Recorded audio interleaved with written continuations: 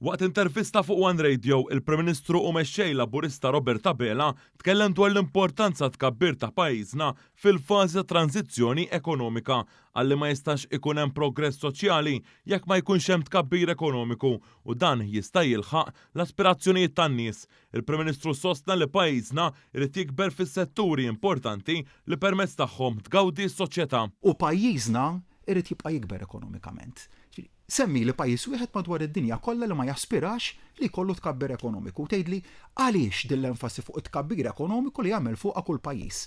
Għaliex it-tkabbir ekonomiku, meta jkun wieħed sostenibbli naturalment, huwa katalista tal-progress soċjali. Ma jistax ikollok progress soċjali jekk ma jkollokx tkabbir ekonomiku sostenibbli. Il-Prim Ministru sostna li pajjiżna qed iħares li jirnexxi b'nies li għandhom kwalità u ħiliet waqt li jkunu ambjentalment sostenibbli.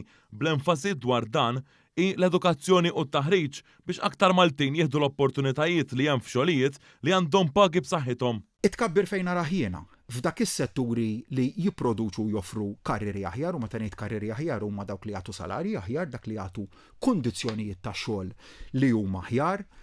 Huwa tkabbir ekonomiku li jkun ukoll katalista għall-ambjent aħjar u mhux ikun tkabbir ekonomiku illi jiġi head-on mal-ambjent. Jien nemmen li tkabbir ekonomiku sostenibbli u t-tisħiħ ambjentali jimxu flimkien u ma komplementari għal xulxin.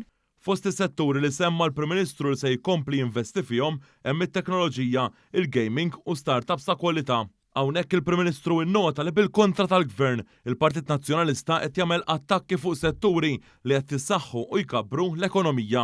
Mbagħad ikollok, ironikament, ikollok Partit Nazzjonalista illi jattakka bl-aktar mod insensat dan it-tip ta' setturi. Rajna x'attakk insensat, attakk b'saħħtu għal xejn għamel fuq l-industrija tal-films ġewwa pajjiżna. Industrija li qed toffri tanti impjiegi ta' kwalità lil Lawċin u Maltin. L-attakk storja ivvintata kompletament li għamel illi se tagħlaq kumpanija tal-gaming. Il-solta politika tagħhom tagħtih il-qalb ta' negattività, politika li fil-fema tiegħi ma twaslek għal imkien. Robert Abela għadda wkoll dan il-messaġġ b'saħħtu dwar il-ħaddiema li jiġu minn barra l-pajjiż. Hemmhekk għandek sitwazzjoni fejn l-operaturi fl-ekonomija tagħna deħlin lejn żewġ bidliet li huma kbar. It-tranzizzjoni diġitali u tranzizzjoni l-qalb ambjentali. Għandek diversi kumpaniji f'pajjiżna li daw il-bidliet diġà abbraċċjawhom, diġà jinsabu mixjin fihom, se tkun tfisser li tidħol għalihom b'impenn kbir. U lejn hemmhekk irridu mmorru ma' ir-riżultat tagħhom se jkun wieħed pożittiv li se jħalli riżultati b'saħħithom.